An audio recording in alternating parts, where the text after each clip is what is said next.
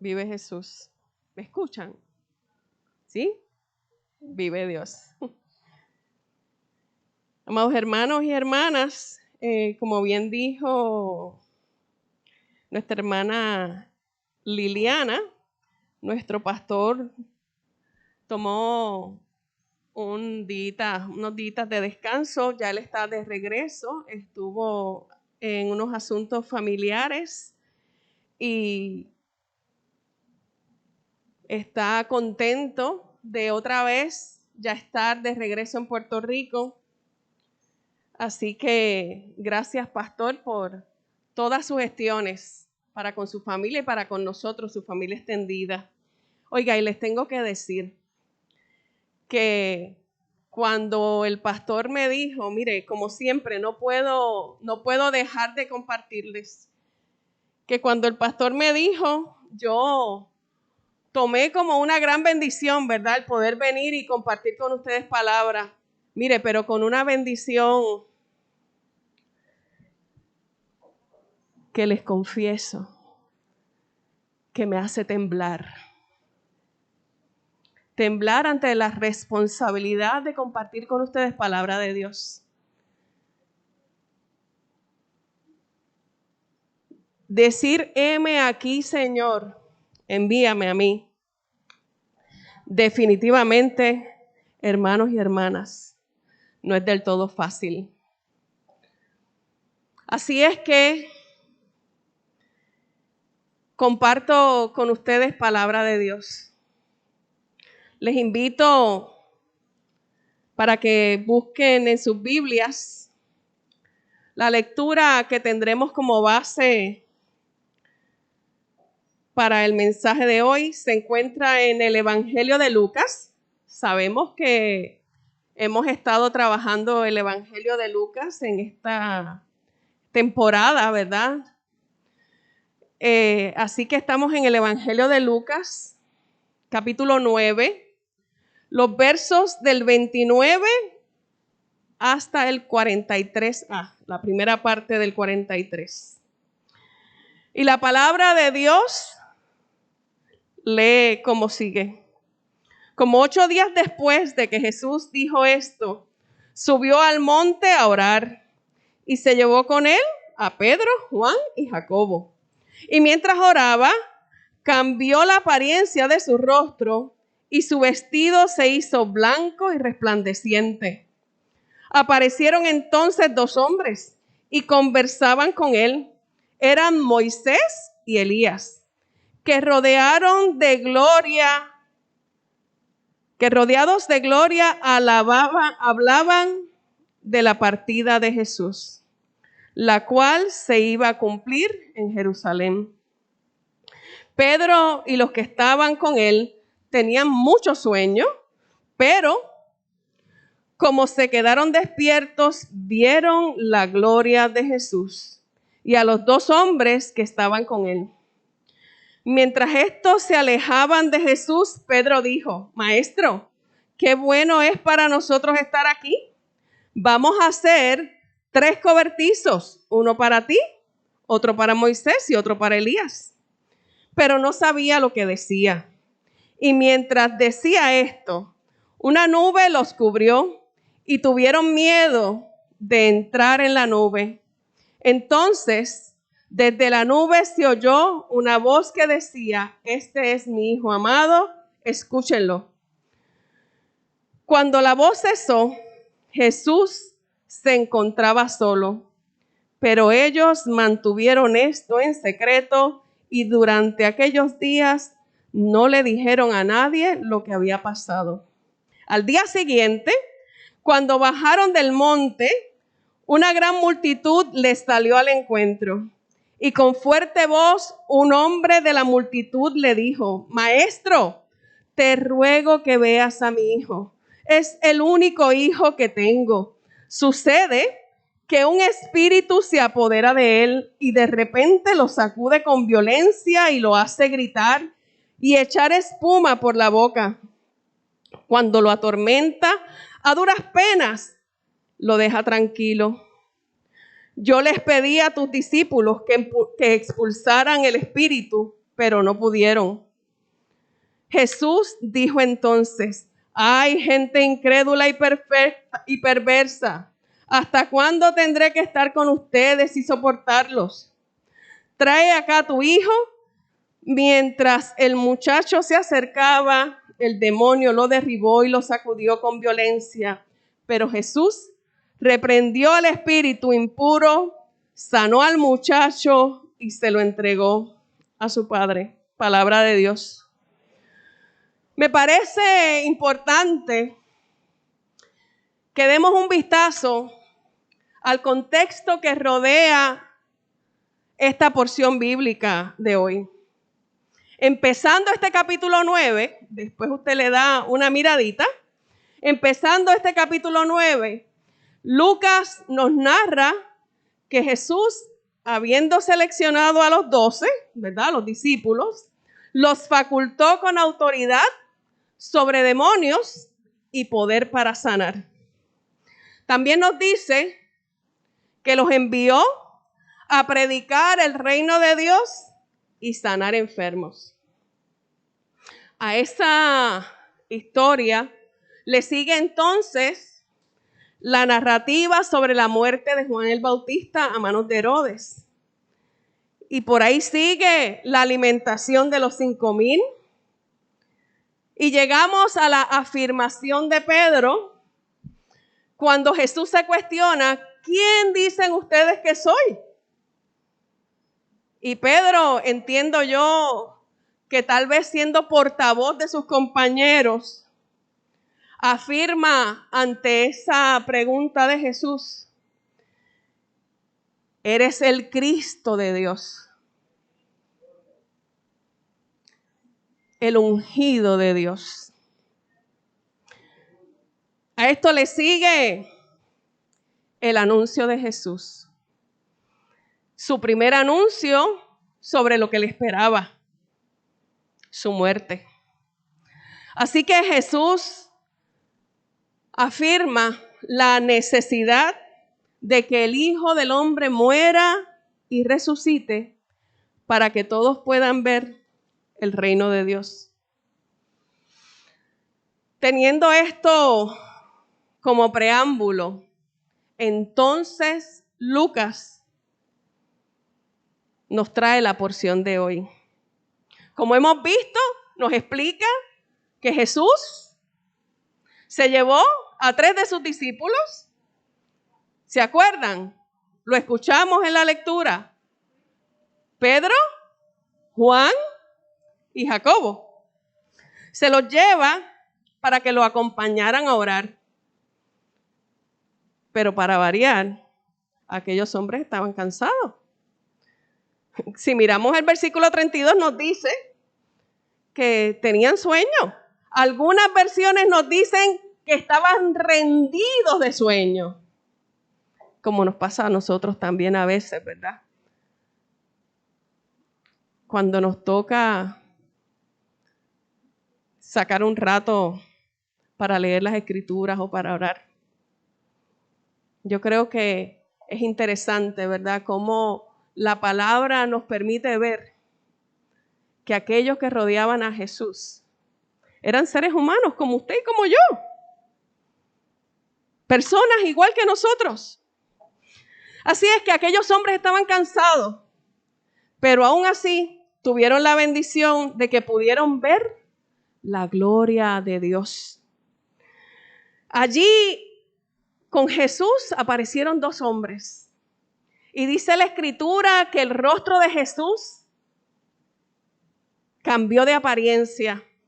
Mientras me preparaba, leía, y algunos de esos que son estudiosos decía que la palabra que se usaba en griego tenía más que ver con metamorfosis que con transfiguración, ¿verdad?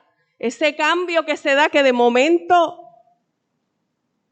la oruga se mete en una cúpula y después sale una mariposa. Así es que es mucho más que un cambio, es una diferencia sustancial. Así es que ellos vieron esa gloria de Dios allí. Fíjense que unos versos antes ya les dije que Pedro probablemente, tomando en consideración el sentir de sus compañeros, afirmaba que Jesús era ¿quién? El Cristo de Dios. Apenas unos versos antes. De momento ahora están allí y son testigos, mire, testigos de algo que vieron. Ya no se trataba de lo que a ellos les parecía por las cosas que estaban aconteciendo. Vieron la gloria de Dios. Mire, vieron allí a dos hombres que identifican como Elías y Moisés. Mire, y Elías y Moisés eran lo máximo para el pueblo judío.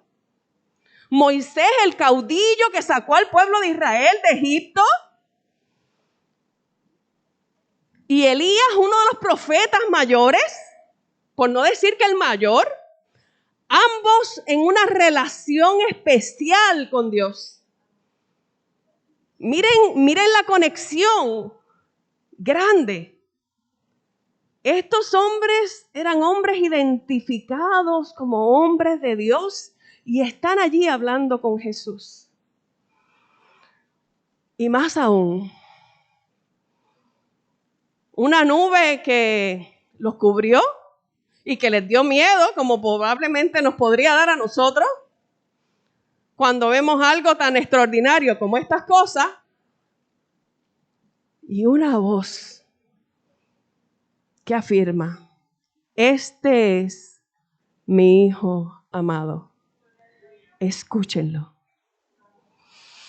Entonces, mire, yo me imagino a Pedro, así un poquito como nosotros.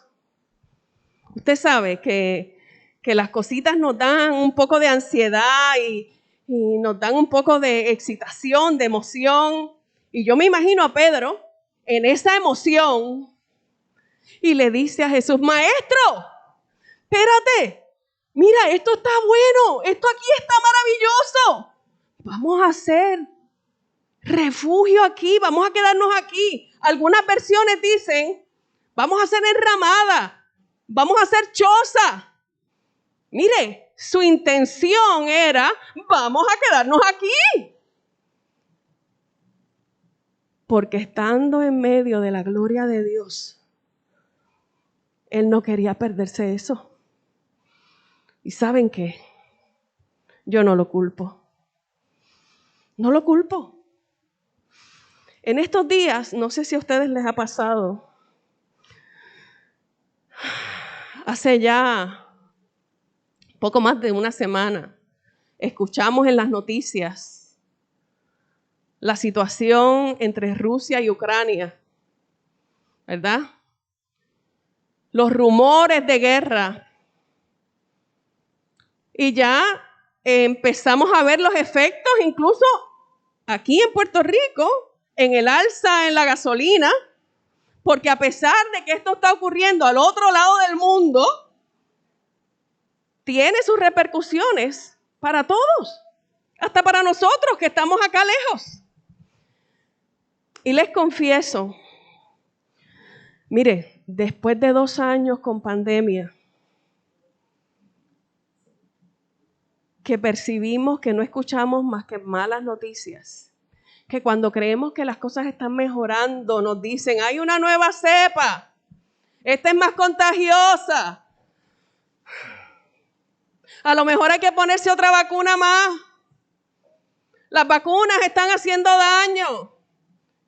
Imagínense, después de prácticamente 2 años escuchando esto constantemente, de momento ahora la noticia es la invasión, la determinación de países de entrar o no entrar, de ayudar o de no ayudar. ¿A quién ayudo? ¿Verdad? Porque ciertamente el mundo tiene cada quien su manera de pensar y algunos dicen hay que apoyar a Rusia y otros dicen no, hay que apoyar a Ucrania. ¿Y saben qué? mi amado esposo, pendiente de las noticias, y yo tratando de no escuchar. Estoy como Pedro. Si yo aquí con mi fe y mi confianza en Dios tengo paz, ¿por qué me voy a preocupar por lo de afuera? Voy a gozármelo aquí. Me voy a quedar yo aquí calladita y me gozo con el Señor. Estoy un poco como Pedro. No lo culpo porque quería quedarse allí en medio de la gloria de Dios.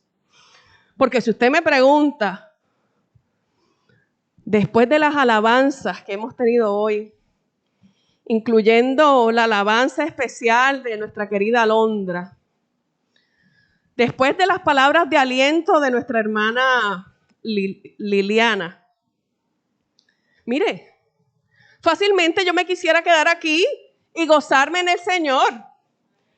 Yo no sé si a ustedes les ha pasado. Mire, si experimentamos en medio del pueblo de Dios la gloria de Dios, ¿para qué? ¿Qué más? ¿Qué más puedo pedir?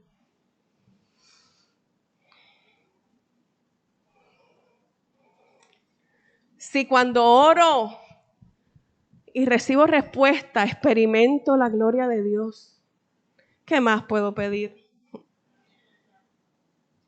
Si cuando veo sanidad en alguien, aun cuando no parezca del todo milagroso porque ha habido intervención de los médicos, pero yo sé y reconozco que hemos orado por esa persona, así que yo sé que esta sanidad tuvo la intervención divina, yo veo la gloria de Dios.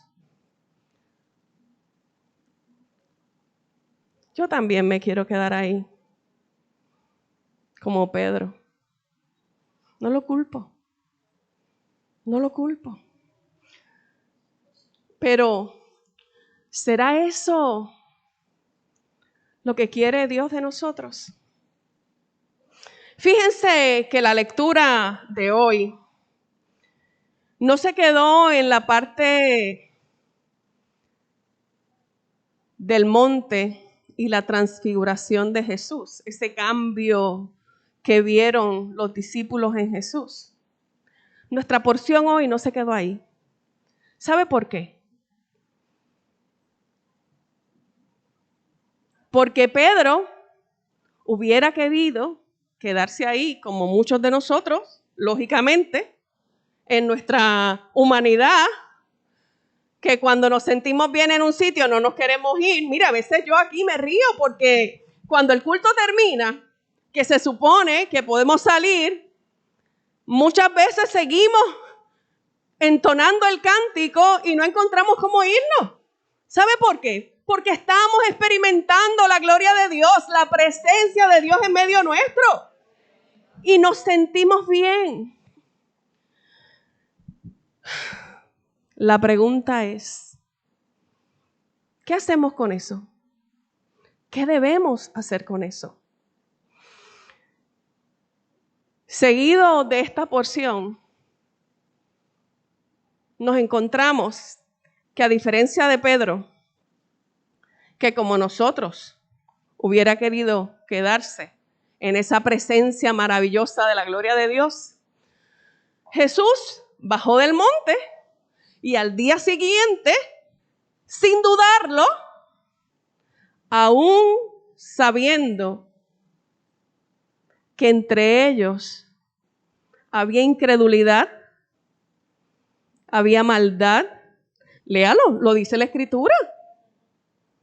Tanto así que el propio Jesús, mire, se quejó.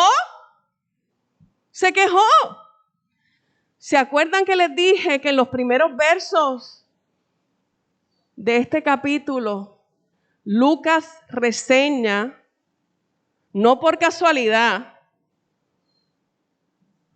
él reseña que Jesús había dotado de autoridad y poder a los discípulos? ¿Se acuerdan? Sin embargo, de momento este hombre aparece con un hijo endemoniado o enfermo, como lo querramos ver.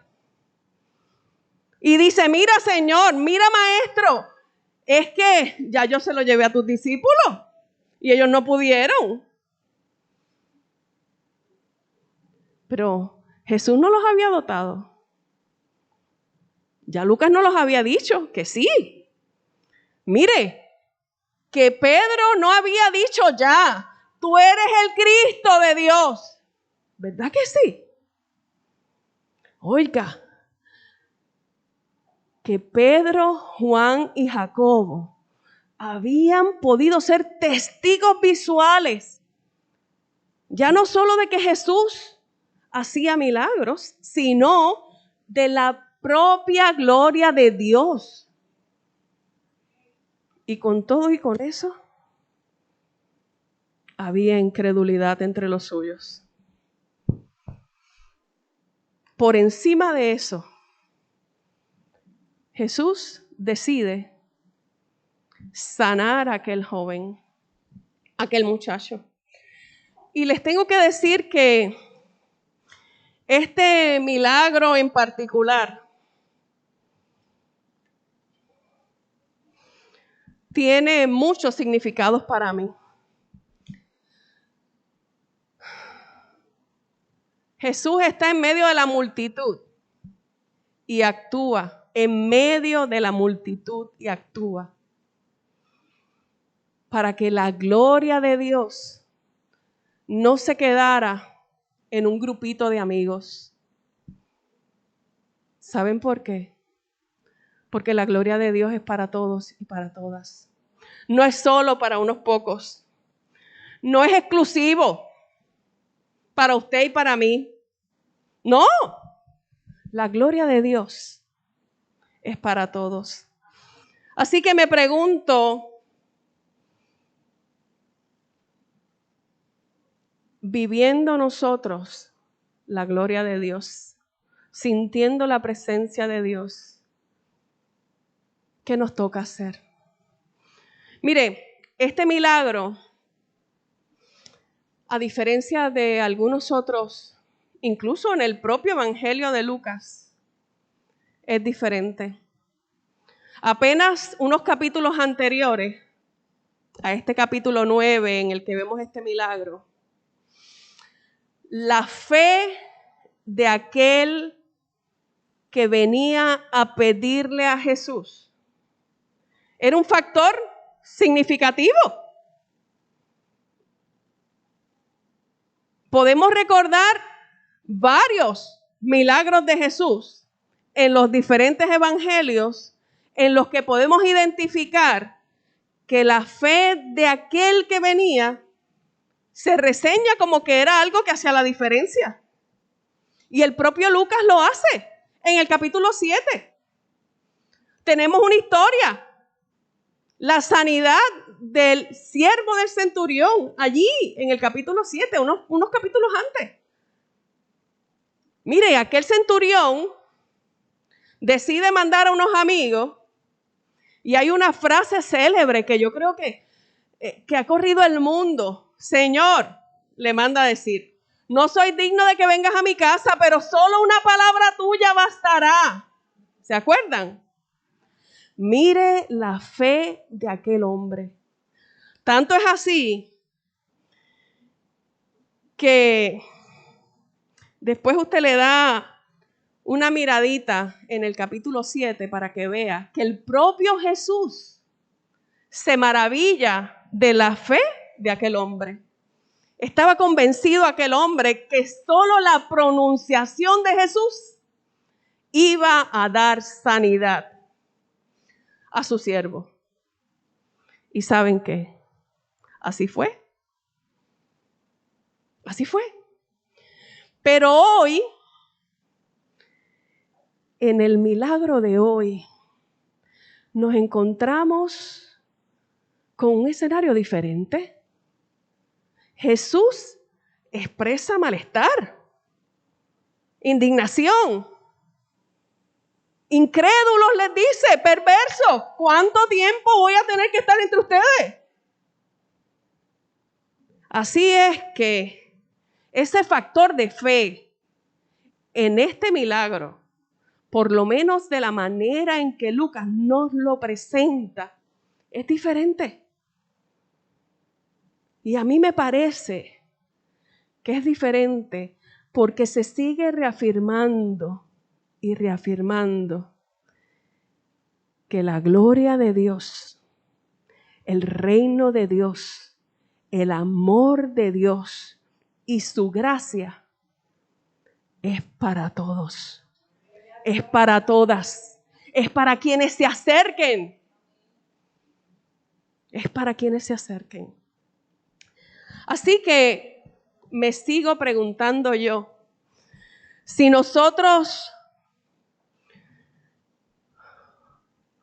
como Pedro, como los discípulos, hemos tenido la oportunidad de experimentar la gloria de Dios, ¿qué nos toca hacer? ¿Qué debe pasar después de salir de aquí? ¿O podemos pensar que la idea es que nos quedemos aquí adorando y alabando y bendiciendo el nombre de Dios y ya, orando para que el Señor traiga paz y ya? ¿Eso es lo que nos toca hacer? Yo creo que no. Yo creo que no. El ejemplo de Jesús fue diferente. Él salió. No se quedó allí experimentando la gloria de Dios. Mire, y él sabía a lo que se iba a exponer. De hecho, en aquel monte, lo que la palabra nos dice es que él hablaba precisamente con Moisés y con Elías sobre su partida, sobre el momento que llegaría en Jerusalén, en que sería entregado, en que sería traicionado, en que sería crucificado y muerto para salvación de todos nosotros. Él sabía lo que se exponía, pero no se quedó allí. Él siguió adelante, prosiguió el camino para bendecir a todo el que se encontrara. Así es que, pensando en que el tema de hoy, amados hermanos y hermanas, es afirmemos, celebremos y compartamos la esperanza. Yo creo que es importante que miremos lo que hizo Jesús. La afirmación de Jesús fue reconocer cuál sería su rol para la humanidad. Que como hijo de Dios tenía una responsabilidad con aquellos que estaban allí. Mire, ¿y sabe con quiénes más? Con nosotros.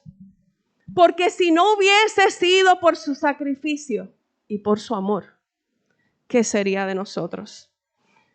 Así es que Jesús se afirmó en lo que era la voluntad del Padre. ¿Y nosotros qué? ¿Y nosotros qué? Afirmémonos reconociendo que hemos experimentado y experimentamos la gloria de Dios en cosas sencillas y simples, en cosas grandes y majestuosas, pero que experimentar esa gloria de Dios no es para que nos quedemos con ella y punto, sino que podamos afirmar que esa gloria de Dios también se manifiesta entre nosotros cuando servimos a los demás. Cuando extendemos una mano amiga para acompañar y apoyar a alguien que necesita. Cuando ofrecemos palabras de consuelo y aliento ante las pérdidas, ante las situaciones difíciles, ante las circunstancias para las que a veces no tenemos explicación. Que podamos entender que la gloria de Dios también la podemos experimentar, incluso cuando sacamos de nuestro bolsillo para ayudar al necesitado. Cuando a pesar de mis propias circunstancias nos atrevemos a decirle que sí al Señor. Cuando decidimos que vamos a ser parte de las soluciones en este mundo y no parte de los problemas. Cuando decidimos decirle que sí a Dios, aún en medio de circunstancias difíciles como las que vive el mundo, como las que vive Puerto Rico y como las que puede estar viviendo usted en su trabajo, en su familia, en su comunidad. ¿Te has encontrado con Jesús en el camino? ¿Has visto su gloria? Y ahora, ¿qué vas a hacer? Te gozarás y disfrutarás el momento. Darás gracias a Dios por sus bondades para contigo. ¿Y te quedarás ahí? ¿O seguirás adelante como lo hizo Jesús? Bendiciendo a otros. Como hablábamos en la escuela bíblica. Perdonando, ayudando, sirviendo.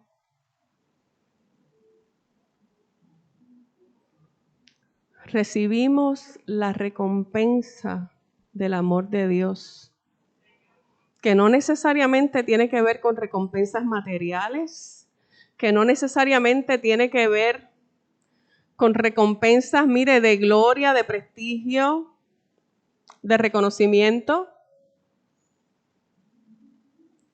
Tiene que ver con bendecirnos unos a otros. En este tiempo tan difícil, estamos siendo llamados para compartir esperanza.